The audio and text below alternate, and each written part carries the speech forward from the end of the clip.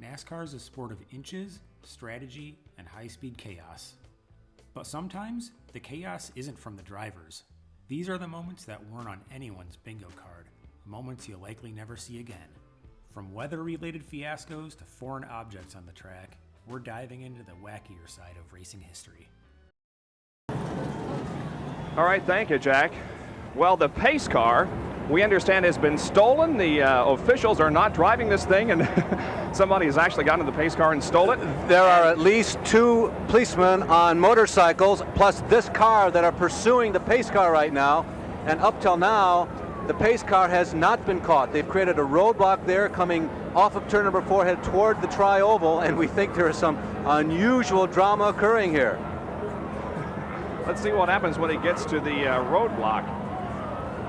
Will he try to go through it, or will he stop and be captured? And I guess he's going to stop. On the ESPN broadcast, as Jack Arute threw it back to Bob Jenkins to give the starting lineup, Bob reported the pace car had been stolen. When coverage picked it up, what looked like a 1986 Pontiac Firebird was near the end of the backstretch.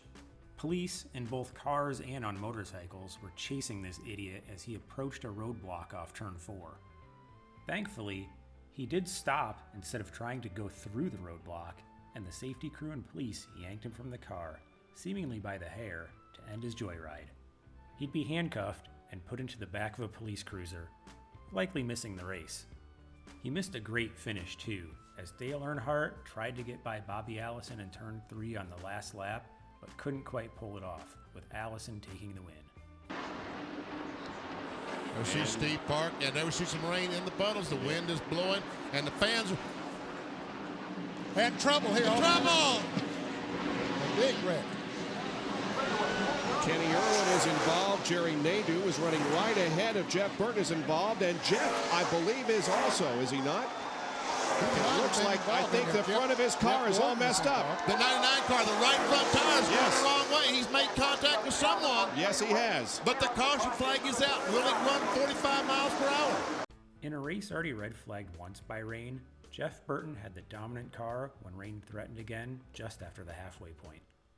Immediately after cameras caught rain falling into puddles in the infield, a large accident occurred off turn 4, and Burton, slowing for traffic that had checked up in front of him, slid straight into the wall and destroyed his car. Interviews with Burton and Kenny Irwin were inconclusive as to whether rain was actually the cause of the incident. While he was able to continue making pace laps, he couldn't go much farther, and after a couple more, the heavier rain forced a red flag.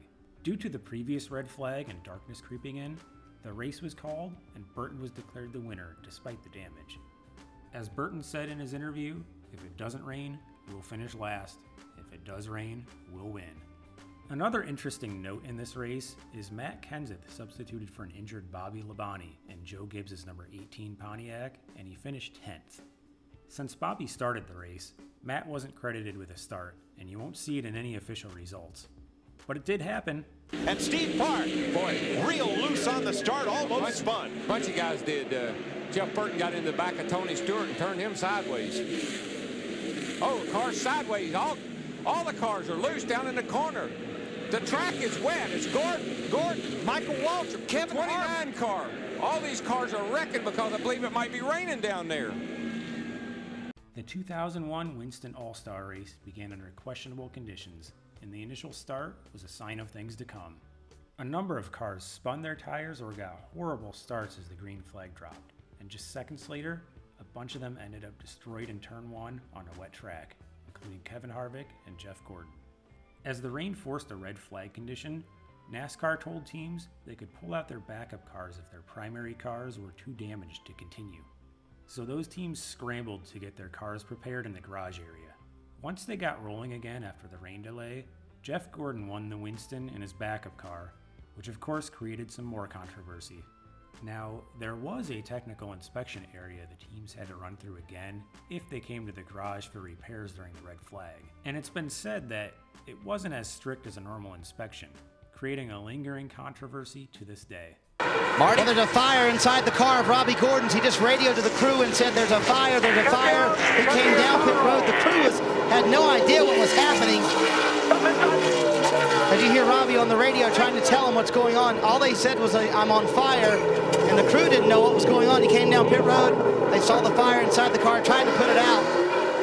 And Robbie Gordon is out of the car now, sitting on the pit wall. See if we can talk to him. Robbie, what happened inside the car? I don't know, I left the pits, it caught on fire. I don't get it. Left pit lane, just caught on fire. Any indication, is there any problems before that? No, none at all. Big disappointment. As he said, a big disappointment. And that's an understatement. This team had high hopes. They really thought they had this race won, but obviously sitting in the pits, don't know what happened, but the car caught on fire inside of the Lowe's Chevrolet. Robbie Gordon had lost his ride in the number 4 Kodak Chevrolet just 5 races into the 2001 season. He would get another chance at success later that season, replacing an injured Mike Skinner at RCR for 4 races during the summer. The final race before Skinner was set to return was at his bread and butter, road course racing at Watkins Glen. Robbie was strong and was running ahead of and on the same strategy as Jeff Gordon as Robbie made his final pit stop with 33 laps remaining. However, just a lap later, he'd be in the pits again with smoke pouring from the car. It was later discovered that a battery pack for the onboard telemetry and in-car camera had exploded and caused the fire. It would put Robbie out of the race and seemingly out of a ride again. However, later in the season, Skinner would continue to struggle and opt for surgery on his torn ACL, opening the seat up again for Robbie. After a couple decent runs during the fall, Robbie would redeem himself and get to victory lane at the last race of the season, the postponed New Hampshire race. And who'd have thought Robbie would get his first career Cup Series win at an oval track? Watch Sterling jump out of the car here. And is he working on his car under the red flag? That looked like a pull to me. I don't know about you. See the official jump out of the pace car saying, "Oh, hey, you can't do that." No. Get back in there. I've talked about this one in a previous video, but it also fits this list very well. With just 5 laps to go in the 2002 Daytona 500, Jeff Gordon led Sterling Marlin on a restart, but a number of cars piled up in the tri-oval, causing a quick caution. At the same time, Sterling had a big run on Gordon. Gordon tried to block and ended up spinning himself. Now with fender damage, Sterling raced side by side with Ward Burton back to the caution flag, narrowly beating him back to the line. The race was then red flagged, with cars sitting on the backstretch. Sterling, who wanted to take a closer look at the damage, hopped out of his car and just started yanking on the fender to try to give the tire some clearance. Since he was the leader, the pace car was immediately in front of him. So when an official saw that fender yank, he got out, and Sterling's reaction when the official tapped him on the back was like a kid getting caught with his hand in the cookie jar. Just comical to me. Anyway, Sterling would be penalized since you can't work on your car under a red flag. Unless, of course, it was the 2001 Winston, as noted in a previous entry, and ended up finishing 8th after leading 78 laps. Well, you see Mark on the outside, front row. Left front down so far that the tire hit the fender there, Mark. That wasn't it, buddy. It was mechanically down. It was locked. It wasn't a fender. What in the world? I have no idea. He's talking like the way he's talking to Ben Leslie is all of a sudden it just locked up. He was turning it left, and it would not turn back to the right. It just locked up. This is another one I've talked about before in my top 10 rookies video. With qualifying rained out and the starting lineup determined by points, all the championship contenders were up front. Mark Martin was set to start on the outside of the front row, next to points leader Jimmy Johnson. However, coming through the tri-oval on one of the pace laps, Martin's car just veered left and came across the front of Johnson's car. Martin would pit as the green flag came out, and Jimmy would pit at the end of the first lap. With the race going caution-free for 500 miles, neither had any chance to catch up, with Martin finishing 30th, 2 laps down, and Johnson finishing 37th after an engine failure. Here's your problem right here. I think a piece of concrete possibly came up and hit Jeff Gordon's car. This was going off into turn 3. Something happens right along in there. You see the dust fly up and you see the pieces flying. The track's must have a hole in it right there. Here's a better look. Boom, right there. Wow. Now the pits have not yet opened under this caution flag. They've been closed for some time, Dick Berggren. Pieces of concrete coming up from the track in turn 3 would cause not only a red flag for track repairs, but Jeff Gordon to pit from second place to repair damage to his car from hitting a chunk of that concrete. When the caution came out on lap 285 for a Michael Waltrip spin, it was discovered that a pretty big chunk of concrete had slowly been coming up in turn 3. And when those pieces settled on the track surface, Gordon got the worst of it. After the red flag, Gordon's crew went to work and he fell back to 21st with 200 laps to go. He'd make his way through the field, but just didn't have enough time to make up more ground, finishing 6th. In the end, the track repairs would last the rest of the race, and Rusty Wallace would collect the final victory of his career. And now, under caution, Juan Pablo Montoya has crashed and gone aflame. Holy cow, what happened? We just got a report that he was complaining about a bad vibration in every gear. No, Larry, he just slammed into the jet dryer. I think he slammed into the jet dryer. They're trying to clear debris off the racetrack, and the car brakes, won't steer, and he slides up the track and into the back of that surplus helicopter jet engine on a trailer used to dry the racetrack. Larry, Mike, I saw sparks coming out from the car as if it had a tire down or something. What an incredible turn of events. I've never in my life. Oh my gosh. And all that spilled jet fuel found something hot to ignite it. This one could probably have a video all to itself. Some background here.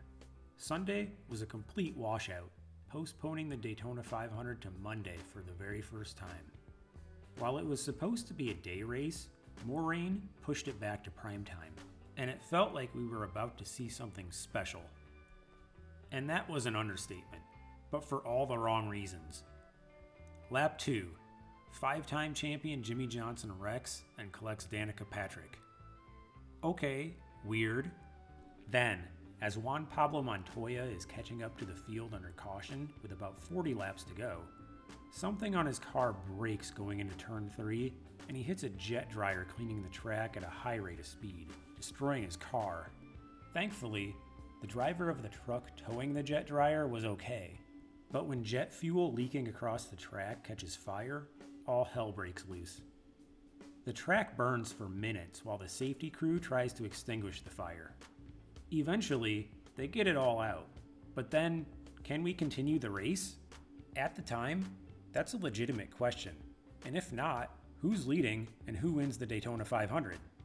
Well, that would be Dave Blaney, who didn't pit at the caution, driving for underdog team Tommy Baldwin Racing. What an upset that would be. The top 4 would be Blaney, Landon Castle, Tony Raines, and David Gilliland. And then as the cars are stopped on the backstretch, Brad Keselowski breaks out his phone and starts live tweeting his view of the incident. The whole thing was just surreal to view.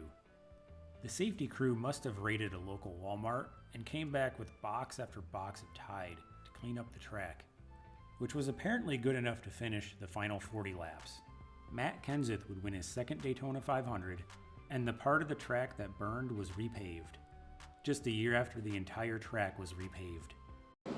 There's that cable you see in the shot. Whoa. And that was definitely in the way of oncoming traffic. Kyle Busch led the 2013 Coca-Cola 600 on a lap 120 restart, and within a couple laps, found himself the first car to a nearly invisible obstacle. Out of turn 4, the field encountered a rope dangling from above, and it ripped through a number of cars, causing quite a bit of damage to some, including leader Busch's.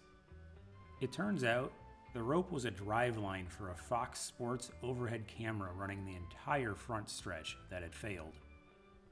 While the rope was picked up from the track, the race was red flagged as NASCAR allowed teams to work on damage to their cars.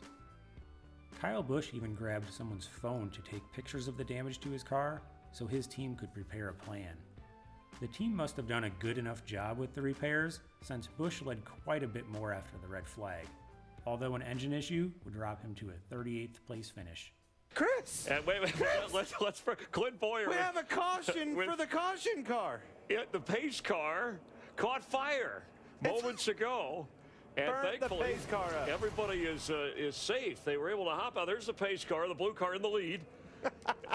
and what happened? Now we do have a spare pace car, Clint. But have you ever seen this? I have never seen anything. You could just. This is a full moon night. Everybody is driving crazy tonight. Look how Faye's trying to get her back. Boys, I'm on fire. Driving the wheels off that thing. Help me, Oprah Winfrey. I'm on fire. But look at the fire. Then it's like, hey, enough of this. We got to get out of here. I mean, we're putting on a show is one thing, but let's leave the driving to the professionals.